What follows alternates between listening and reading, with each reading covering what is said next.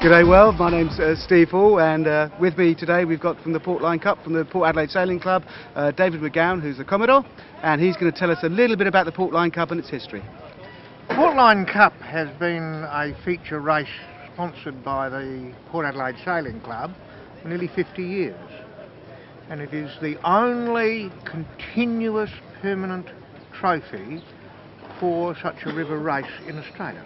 And being a very old club, our first regatta was in 1897. Well, and like a lot of historic clubs, we have some absolutely magnificent trophies donated over the years. Yes. And this one, the Portline Cup itself, came from the Port Line, which was a cargo line operating out of Port Adelaide. Righto. And unfortunately today, the last master who served on the Port Line was unable to come. Oh, never mind, that's just one of our disappointments. Well, we look forward to a fabulous race today. We'll be getting as much on-water action as we can. We'll be having a chat with the Principal Race Officer, and thank you very much again for hosting this wonderful event at your super club. Thank you very much indeed.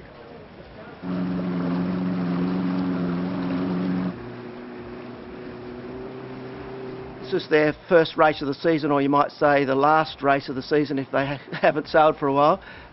They will usually find sailing in the river a little bit more difficult because there's barriers in that they can't just sail off until they can lay the mark and then tack and come back to the mark. Here they have to zigzag up the river from bank to bank.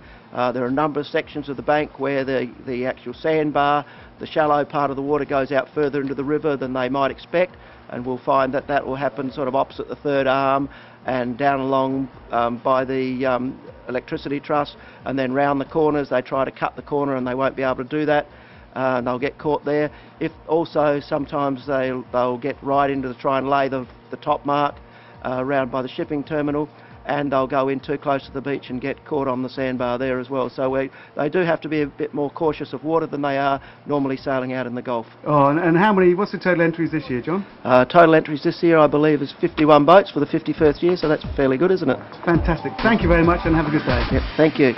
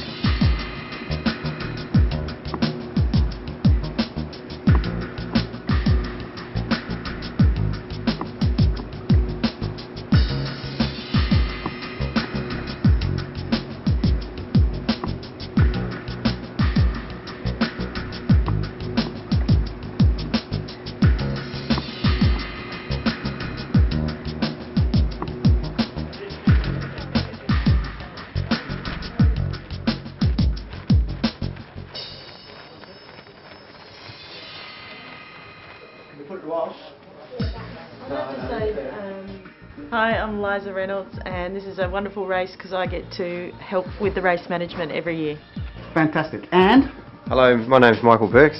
I think this is a wonderful race because it gives owners of all size boats an opportunity to compete in a fairly protected area, and it's sensational for spectators to watch and enjoy.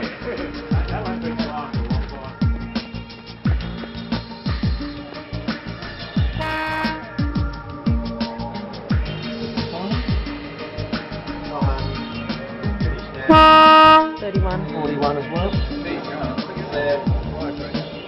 09. 09. Yeah. 06.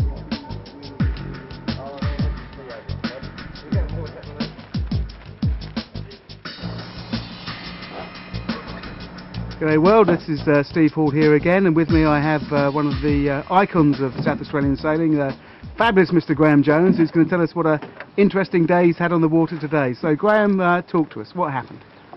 Well, we got a good start, except that we got pulled up by Bohica, and we actually hit. And, Oh, you had a collision? So we had a mild, a gentle touch, shall we say. A tap, sir. A tap, but that required us to do a 360, which we did a little later, once things cleared a little. And then we were going really well because our boat likes the light conditions. And we went right round to outer harbour, still going well, came back, and we were cutting across inside one of the channel markers, and we ran aground. And we got it off, checked on the rules, and of course we had to do 2 360s to add insult to injury. And so you've had a great day on the water, Graham? So we've had a great day on the water, but we did pass a number of yachts on the way back from the last section where it was very light, many of them quite a bit bigger than us, and so that was our day. We sort of enjoyed that bit of it, didn't you?